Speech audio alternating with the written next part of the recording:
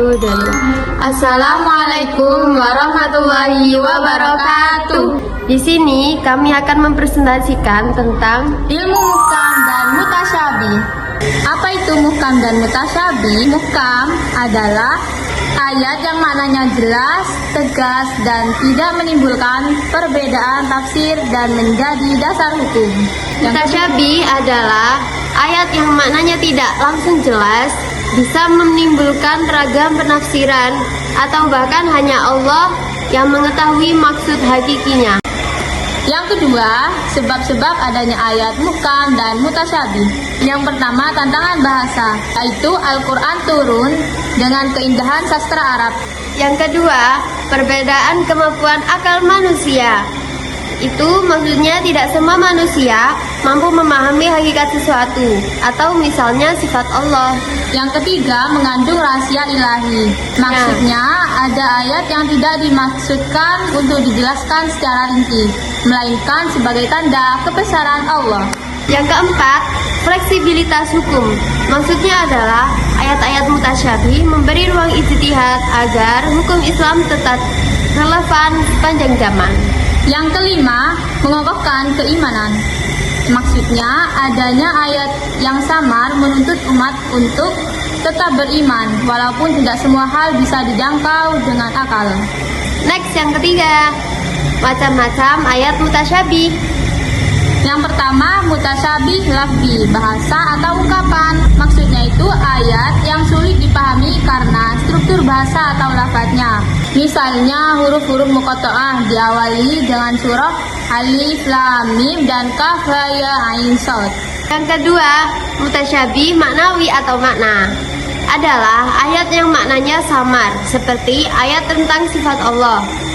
Tangan itu ada tangan Allah, wajah Allah istiwa di atas arsy. Yang ketiga, mutasyabih hakiki atau hakikat sebenarnya. Maksudnya itu ayat yang hakikat maknanya hanya Allah yang tahu. Misalnya, kapan terjadi hari kiamat, hakikat ruh dan rahasia gaib.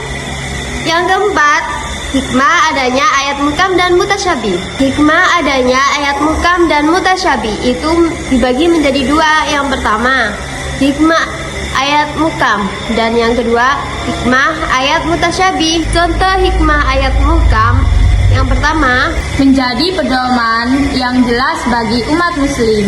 Yang kedua, menghindarkan perselisihan dalam hal-hal pokok agama. Yang ketiga, memberikan kepastian hukum syariat. Yang selanjutnya, hikmah ayat mutasyabih. Yang pertama, menjadi ujian iman. Maksudnya orang beriman akan tetap tunduk meskipun maknanya samar.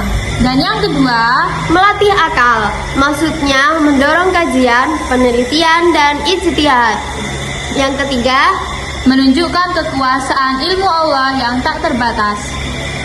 Dan yang keempat, memberikan fleksibilitas hukum agar sesuai perkembangan zaman.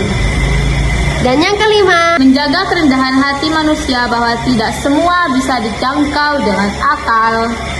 Ya, kesimpulannya adalah Al-Quran terdiri dari ayat muhkam yang jelas maknanya dan menjadi dasar hukum, serta ayat mutasyabih yang samar dan memerlukan penafsiran.